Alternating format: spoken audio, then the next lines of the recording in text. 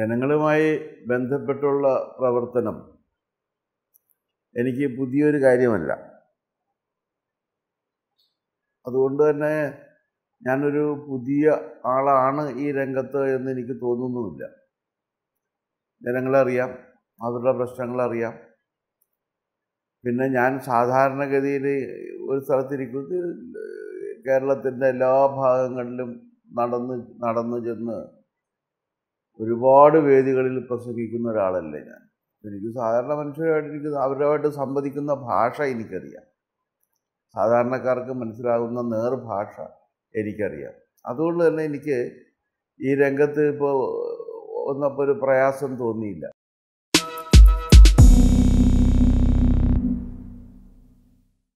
ആലപ്പുഴ ഏറ്റവും ചുരുങ്ങിയത് വികസനത്തിൻ്റെ കാര്യത്തിൽ 35 കൊല്ലം പിന്നിലാണ് എന്നുള്ളതിൻ്റെ പ്രത്യക്ഷ സൂചകമാണ് ആലപ്പുഴയിൽ ഇനിയും പൂർത്തിയാകാതെ അവശേഷിച്ചിരിക്കുന്ന ബൈപ്പാസ്. ഇങ്ങനെയാണ് പോക്കുന്നുണ്ടെങ്കിൽ ഗിന്നസ് ബുക്ക് ഓഫ് വേൾഡ് റെക്കോർഡ്സിൽ അത് ഇടം നേടും. കാരണം എന്താണെന്ന് വെച്ചാൽ 35 കൊല്ലമായിട്ടും ഒരു ബൈപ്പാസിൻ്റെ പണി തീർക്കാനായിട്ട് ഇതുവരെ കഴിഞ്ഞിട്ടില്ല. അപ്പോൾ അത്ര മോശം രീതിയിലാണ് ആലപ്പുഴയുടെ വികസനത്തെക്കുറിച്ച് ഈ രാഷ്ട്രീയ കക്ഷികളെല്ലാം തന്നെ കണ്ടിട്ടുള്ളത്. ഇനി മറ്റൊരു കാര്യം, ആലപ്പുഴയുടെ അടിസ്ഥാന സാമ്പത്തിക സ്രോതസ്സുകൾ എന്ന് പറയുന്നത് നെല്ലും തെങ്ങും മീനുമാണ്. ആ 3 രംഗവും തകർന്ന് തരിപ്പണമായി കിടക്കുകയാണ്. കയർ തൊഴിലാളികളുടെ പ്രശ്നം നിങ്ങൾക്കറിയാം, മത്സ്യത്തൊഴിലാളികളുടെ പ്രശ്നം നമുക്കറിയാം, കൃഷിക്കാരുടെ പ്രശ്നം നമുക്കറിയാം. അപ്പോൾ ഈ 3 രംഗവും പോയിരിക്കുന്നു. അത് കഴിഞ്ഞാൽ പിന്നെ ഉള്ളതെന്ന് വെച്ചാൽ ഒന്ന് പച്ച പിടിച്ച് വന്നൊരു രംഗം എന്ന് പറയാവുന്നത് ടൂറിസമാണ്. പക്ഷേ ടൂറിസവും ഇന്ന് ഒരു വലിയ പ്രതിസന്ധിയെ നേരിട്ടുകൊണ്ടിരിക്കുകയാണ്. കാരണം ടൂറിസം, വിശേഷിച്ചും ആലപ്പുഴ ഈ ഹൗസ് ബോട്ടുകൾ സൃഷ്ടിക്കുന്ന ടൂറിസത്തിൻ്റെ പാരിസ്ഥിതിക പ്രശ്നങ്ങളെല്ലാം വന്ന് അതൊരു വലിയ ഇഷ്യൂ ആയി തന്നെ ഡെവലപ്പ് ചെയ്തുകൊണ്ടിരിക്കുകയാണ്. ഇപ്പോൾ കുട്ടനാട്, ആലപ്പുഴയിൽ ഏറ്റവും കൂടുതൽ വെള്ളമുള്ള സ്ഥലം കുട്ടനാടാണ്. പക്ഷെ ആ കുട്ടനാട്ടിലുള്ള ഇപ്പോൾ പള്ളാത്തുരുത്തി ആ ഭാഗത്തൊക്കെ നമുക്ക് ചെന്ന് അറിയാൻ പറ്റും, ആ വെള്ളം മലിനമായി. ഇതിനൊക്കെ ഒരു പരിഹാരം കാണണം. വെള്ളം സർവത്ര തുള്ളി കുടിക്കാനില്ലത്രേ എന്നുള്ളത് എക്സാക്റ്റിലെ ആലപ്പുഴക്കാർക്ക് ബാധകമായൊരു കാര്യമായി മാറിയിരിക്കുന്നു. വെള്ളമുണ്ടത് കുടിക്കാൻ പറ്റുന്നില്ല, കണ്ടാമിനേറ്റഡ് ആണ്, മാലിന്യം നിറഞ്ഞിരിക്കുന്നു.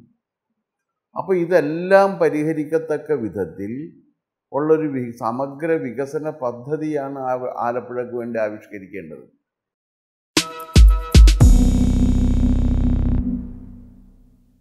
ആലപ്പുഴയിൽ നിന്ന് 4 ടേമിൽ മുഖ്യമന്ത്രിമാരുണ്ടായി, 2 ടേമിൽ പ്രതിപക്ഷ നേതാക്കളുണ്ടായി, ഒട്ടനവധി മന്ത്രിമാരുണ്ടായി. അവരെല്ലാം വളരെ സ്വാധീനമുള്ള വകുപ്പുകളാണ് കൈകാര്യം ചെയ്തിരുന്നത്. 6 കേന്ദ്രമന്ത്രിമാരുണ്ടായി. അതിൽ വളരെ ശക്തരായ മന്ത്രിമാരും ക്യാബിനറ്റ് മന്ത്രിമാർ തന്നെ 2 3 പേരുണ്ടായി. പക്ഷേ ഇതൊക്കെ ഉണ്ടായിട്ടും ഇപ്പം തന്നെ 3 മന്ത്രിമാർ ആലപ്പുഴക്കുണ്ട്. ഇപ്പോൾ തന്നെ 3 മന്ത്രിമാർ. ഇവരൊക്കെ ഉണ്ടായിട്ടും ആലപ്പുഴയുടെ വികസനത്തിന് വേണ്ടി ഇവരാരും ഒന്നും ചെയ്തിട്ടില്ല എന്നുള്ളതാണ് വസ്തുത. അത് എന്തുകൊണ്ടാണ് എന്ന് ഇവർ വിശദീകരിക്കേണ്ടി വരും, ഇന്നല്ലെങ്കിൽ നാളെ. അപ്പോൾ ഇവരെ സംബന്ധിച്ചിടത്തോളം ആലപ്പുഴ വളരെ ബാക്ക്വേർഡായ, പിന്നാക്കം നിൽക്കുന്ന ഒരു പ്രദേശമായി ആലപ്പുഴയെ സൂക്ഷിക്കണം എന്ന മനഃപൂർവമായ ലക്ഷ്യം ഇവർക്കുണ്ടായിരുന്നില്ലേ എന്ന് സംശയിക്കാവുന്നതാണ്. കാരണം ആന്റണി 3 ടേമിൽ മുഖ്യമന്ത്രിയായി, അച്യുതാനന്ദൻ 1 ടേമിൽ മുഖ്യമന്ത്രിയായി, ആന്റണി 1 ടേമിൽ പ്രതിപക്ഷ നേതാവായി, അച്യുതാനന്ദൻ 1 ടേമിൽ പ്രതിപക്ഷ നേതാവായി.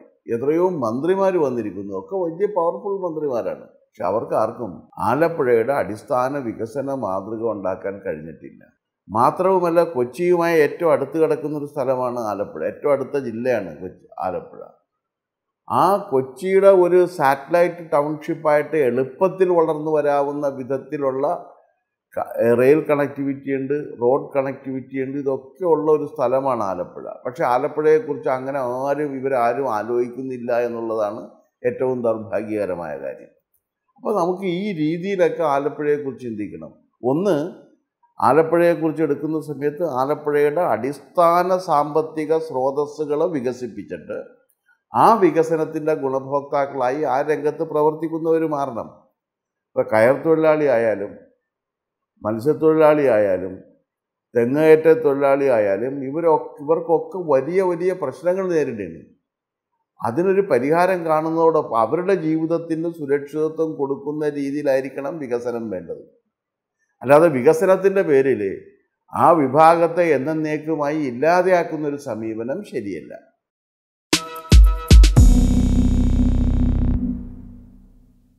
ഇപ്പം എനിക്ക് ശബരിമല വിഷയം ഉയർത്തി കാണിക്കാതിരിക്കാൻ കഴിയില്ല. കാരണം ശബരിമലയുമായി ബന്ധപ്പെട്ട് 253 ക്രിമിനൽ കേസിലെ പ്രതിയാണ് ഞാൻ മോഷ്ടിച്ചിട്ടില്ല, കളവ് പറഞ്ഞിട്ടില്ല, കൊള്ള നടത്തിയിട്ടില്ല, കൊലപാതകം നടത്തിയിട്ടില്ല, ബലാത്സംഗം നടത്തിയിട്ടില്ല, വ്യഭിചാരം നടത്തിയിട്ടില്ല, കാശ് അടിച്ചു മാറ്റിയിട്ടില്ല, ഇതൊന്നും ചെയ്തിട്ടില്ല. ഞാൻ ചെയ്ത ഏക തെറ്റ് സ്വാമിയെ ശരണമയ്യപ്പ എന്ന് വിളിച്ചു എന്നത് മാത്രമാണ്. ശരണമന്ത്രം ജപിക്കുന്നത് ക്രിമിനൽ കുറ്റമായി കരുതുന്നൊരു ഗവൺമെൻറ്റാണ് ഇന്ന് കേരളം ഭരിച്ചുകൊണ്ടിരിക്കുന്നത്. ഇത് അപകടമാണ്. അതെന്താ കാര്യം എന്ന് വെച്ച് കഴിഞ്ഞാൽ, നമ്മുടെ ഭരണഘടനയുടെ അനുച്ഛേദം 25ഉം 26ഉം വ്യക്തമായിട്ട് മനസാക്ഷിക്കൊത്ത മതവിശ്വാസം പുലർത്താൻ ഓരോ പൗരനും അവകാശം നൽകിയിട്ടുണ്ട്. മനുഷ്യൻ്റെ മൗലികാവകാശങ്ങൾ പോലെ തന്നെ പ്രധാനപ്പെട്ട ഒന്നാണ് മതപരമായ അവകാശം. ആ അവകാശം അനുസരിച്ച് ശബരിമലയുടെ ആചാര അനുഷ്ഠാന വിശുദ്ധി പരിപാലിക്കാനുള്ള ബാധ്യത, അവകാശം എനിക്കുണ്ട്. പക്ഷേ ശബരിമലയുടെ ആചാര അനുഷ്ഠാന വിശുദ്ധിയെ തകർക്കുന്നതിനുള്ളൊരു ശ്രമമാണ് ഈ ഗവൺമെൻറ്റിൻ്റെ ഭാഗത്തു നിന്നുണ്ടായത്. അതുകൊണ്ടാണ് ഗവൺമെൻറ് സ്പോൺസേഡ് ശബരിമല സന്ദർശകരെ കിട്ടിയത്. ശബരിമല ഒരു ക്ഷേത്രമാണ്, അതൊരു വിനോദസഞ്ചാര കേന്ദ്രമല്ല. അപ്പോൾ വിശ്വാസമില്ലാത്തവർക്ക് അവിടെ പോകേണ്ട കാര്യമില്ല. വിശ്വാസമില്ലാത്തവർക്ക് വിനോദയാത്ര നടത്തി മലിനപ്പെടുത്താനുള്ള സ്ഥലമായി ശബരിമല മാറരുത്. ശബരിമലയുടെ ആചാര അനുഷ്ഠാന വിശുദ്ധി സംരക്ഷിക്കുന്നതിന് വേണ്ടി അത് സംരക്ഷിക്കണം എന്ന് പറഞ്ഞതിൻ്റെ പേരിൽ മാത്രം 253 കേസുകളാണ് എനിക്കെതിരെ രജിസ്റ്റർ ചെയ്തിരിക്കുന്നത്. നിങ്ങളൊന്ന് ആലോചിച്ച് നോക്ക്. ഇതൊന്നും പക്ഷേ പാർട്ടി ഓഫീസിൽ ബലാത്സംഗം ചെയ്യുന്നവനും പാർട്ടി ഓഫീസിൽ നവോത്ഥാന പ്രക്രിയയുടെ ഭാഗമായി സന്താനോൽപാദനം നടത്തുന്നവനും മോഷ്ടിക്കുന്നവനും കൊലപാതകം നടത്തുന്നവനും ബലാത്സംഗക്കാരനെതിരെ ഒന്നും കേസില്ല. ആ കേസുകളൊന്നും രജിസ്റ്റർ ചെയ്യപ്പെടാതെ പോകുന്നു. കേസ് രജിസ്റ്റർ ചെയ്യപ്പെടുന്നത് ശബരിമല എന്നുള്ളതാണ്. അപ്പോൾ ശബരിമലയുടെ പ്രശ്നത്തിൽ ഗവൺമെൻറ്റിന് എന്തോ നിക്ഷിപ്ത താല്പര്യമുണ്ട്. ആ ക്ഷേത്രത്തെ നശിപ്പിക്കുന്നതിനുള്ള ആസൂത്രിതമായൊരു ശ്രമത്തിൻ്റെ ഫലമായിട്ടാണ് ശബരിമലയിൽ നിർബന്ധപൂർവ്വം ആചാര അനുഷ്ഠാന ലംഘനം നടത്തുന്നതിന് വേണ്ടി ഗവൺമെൻറ് ശ്രമിച്ചുകൊണ്ടിരിക്കുന്നത്. അത് ശബരിമലയുമായി ബന്ധപ്പെട്ട കോടാനുകൂടി അയ്യപ്പ ഭക്തന്മാരുടെ മനസ്സിൽ ആഴത്തിൽ മുറിവേൽപ്പിച്ചിട്ടുണ്ട്. ആ മുറിവ് ഞാൻ പറയാതെ തന്നെ തിരഞ്ഞെടുപ്പിൽ പ്രതിഫലിക്കില്ലേ? ഞാൻ പറയണമെന്നുണ്ടോ?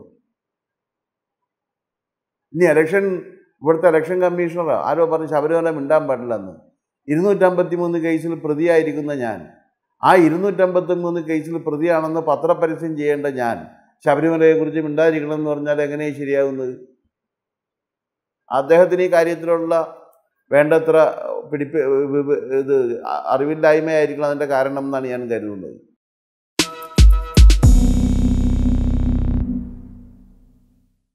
അല്ല, നിങ്ങളെ ഒരു കാര്യം, അത് BJPക്ക് ഗുണം ചെയ്യുമോ ഇല്ലയോ എന്നുള്ളതല്ല പ്രശ്നം. BJPക്ക് ഗുണം ചെയ്യും, അല്ലെങ്കിൽ ചെയ്യാതിരിക്കാം. ഈ ശബരിമല കാര്യത്തിൽ ഇടതുപക്ഷ ഗവൺമെൻറ്റും കോൺഗ്രസും സ്വീകരിച്ച നിലപാടിനെ നിങ്ങൾ അംഗീകരിക്കുന്നുണ്ടോ എന്നുള്ളതാണ് പ്രശ്നം. കോൺഗ്രസ് ഒന്നും ചെയ്തില്ല. കോൺഗ്രസ് എന്താണ് പറഞ്ഞത്? ഞങ്ങൾ വിശ്വാസികൾക്കൊപ്പമാണ്.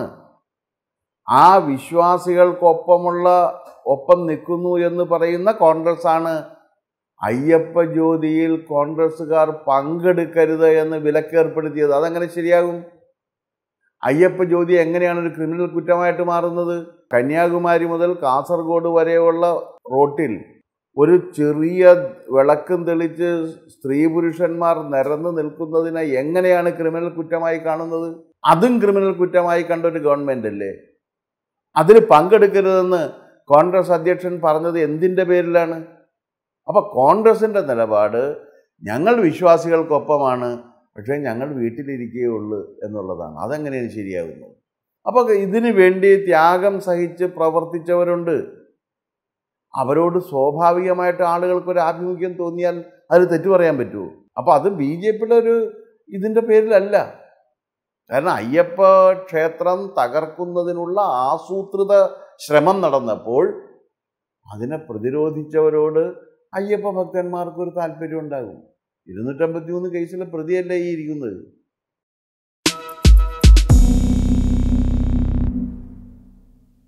അല്ലല്ലല്ലല്ല, ശബരിമല വിഷയമല്ല.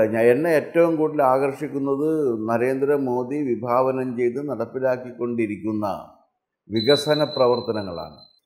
ആ വികസന പ്രവർത്തനത്തിൻ്റെ ഏറ്റവും വലിയ സവിശേഷത നമ്മുടെ സമൂഹത്തിലെ ഏറ്റവും താഴേക്കിടയിലുള്ളവർക്കാണ് ആ വികസന പ്രവർത്തനത്തിൻ്റെ ഗുണഭോക്താക്കളായി മാറാൻ കഴിയുന്നത്. അപ്പോൾ അതിൻ്റെ ഏറ്റവും വലിയ സവിശേഷതയാണ്. 5 ലക്ഷം രൂപയുടെ മെഡിക്കൽ ഇൻഷുറൻസ് ചെറിയ കാര്യമാണോ? ദാരിദ്ര്യരേഖയ്ക്ക് താഴെ താമസിക്കുന്നവർക്ക് സ്വന്തമായി വീടില്ലാത്തവർക്ക് വീട്, സ്ഥലമില്ലാത്തവർക്ക് സ്ഥലവും വീടും ചെറിയ കാര്യമാണോ? 30 കോടി വരുന്ന നമ്മുടെ ജനവിഭാഗം 30 കോടി അക്കൗണ്ടുകൾ ഉണ്ടാക്കി. അത് ചെറിയ കാര്യമല്ല അത്. കാരണം അവരുടെ ഈ രാജ്യത്തിൻ്റെ സാമ്പത്തിക ശാക്തീകരണത്തിൽ അന്ന് വരെ ഇല്ലാതിരുന്ന 30 കോടി മനുഷ്യരെ കൂടി പങ്കാളികളാക്കിയാണ്. ആ പങ്കാളിത്തം വന്നാൽ മാത്രമേ വികസനം പൂർണ്ണമാകൂ. ഇത്തരത്തിൽ അടിസ്ഥാന ജനവിഭാഗങ്ങൾക്ക്, ദരിദ്രരായ ജനവിഭാഗങ്ങൾക്ക് ആഹാരവും വസ്ത്രവും പാർപ്പിടവും വൈദ്യസഹായവും വിദ്യാഭ്യാസവും എത്തിച്ചു കൊടുക്കുന്നതിന് വേണ്ടിയുള്ള വികസനം, ഇതാണ് യഥാർത്ഥത്തിൽ മഹാത്മാഗാന്ധി വിഭാവനം ചെയ്ത വികസനം. ആ വികസനത്തോട് മുഖം തിരിഞ്ഞ് നിൽക്കുന്ന സമീപനമാണ് നമ്മുടെ രാഷ്ട്രീയ കക്ഷികൾ എടുക്കുന്നത്, ഇന്ത്യൻ നാഷണൽ കോൺഗ്രസ് വിശേഷിച്ചും. കാരണം ഇന്ത്യൻ നാഷണൽ കോൺഗ്രസിൻ്റെ ആക്രമണം മുഴുവൻ വ്യക്തികളോടാണ്. അത് തെറ്റാണത്. ജനാധിപത്യത്തിൽ ഇഷ്യൂസിനോടാണ് നമ്മൾ പ്രതികരിക്കേണ്ടത്, വ്യക്തികളോടല്ല. വ്യക്തികൾക്ക് അവരുടെ ജീവിതമുണ്ട്, അത് വെച്ചിട്ടല്ല. ഇവർ നരേന്ദ്രമോദി എന്ന വ്യക്തിയെയാണ് ഇവർ ലക്ഷ്യമാക്കുന്നത്. ആ നരേന്ദ്രമോദി എന്ന വ്യക്തി, അദ്ദേഹം ഇത്രയും കാലമായിട്ട് അദ്ദേഹത്തിൻ്റെ പേരിൽ ഉന്നയിക്കാൻ നിങ്ങൾക്കൊരു അഴിമതിയില്ല. അഴിമതിരഹിതമായി നമ്മുടെ രാജ്യത്ത് അടിസ്ഥാന ജനവിഭാഗങ്ങൾക്ക് പുരോഗതി ഉണ്ടാകുന്ന വിധത്തിലുള്ള വികസനം, അത് മഹാത്മാഗാന്ധി വിഭാവനം ചെയ്ത വികസനമാണ്.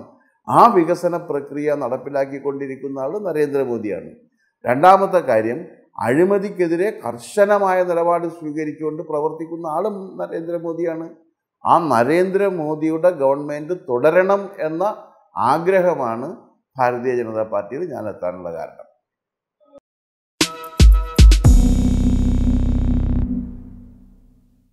കള്ളപ്പണമുണ്ട് എന്ന കാര്യം എല്ലാ രാഷ്ട്രീയ കക്ഷികളും എൻ്റെ ഓർമ്മ വെച്ച കാലം തുടങ്ങി പറഞ്ഞു തുടങ്ങിയതാണ്.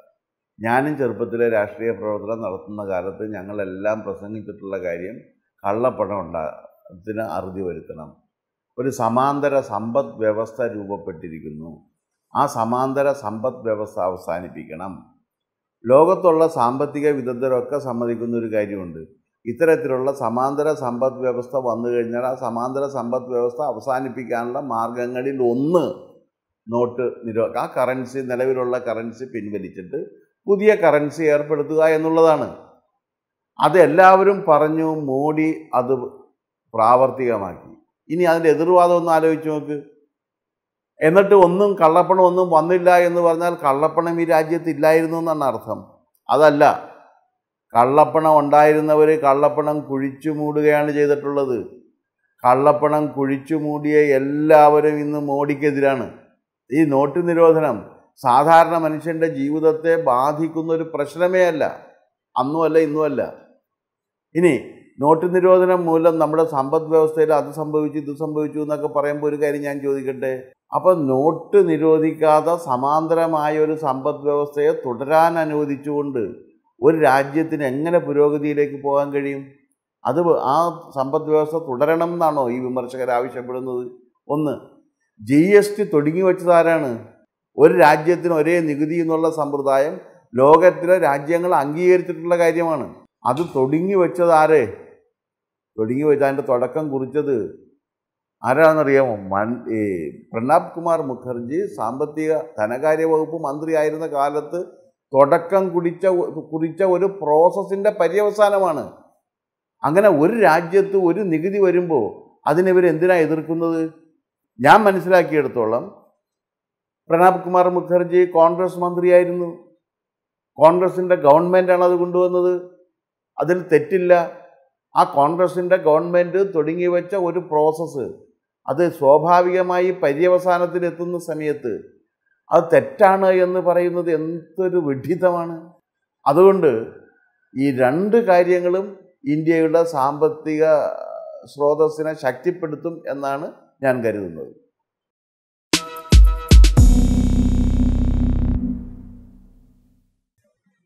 ഞാൻ വ്യക്തികളെ പരാമർശിക്കാൻ ആഗ്രഹിക്കുന്നേയില്ല. ഈ 2 പ്രാവശ്യം അദ്ദേഹം ജയിച്ചു എന്നുള്ളതും സത്യമാണ്. 2 പ്രാവശ്യം ജയിച്ചിട്ട് എന്തുണ്ടായി? അത് നിങ്ങളൊന്ന് ആലോചിച്ച് നോക്കൂ. അദ്ദേഹം 2 പ്രാവശ്യം ജയിച്ചു. ഈ 10 കൊല്ലം എടുത്തിട്ട് അദ്ദേഹത്തിന് ഈ ബൈപ്പാസ് ഒന്നും പൂർത്തീകരിക്കാൻ കഴിഞ്ഞില്ലല്ലോ. ഞാൻ കൂടുതലൊന്നും പറയുന്നില്ല.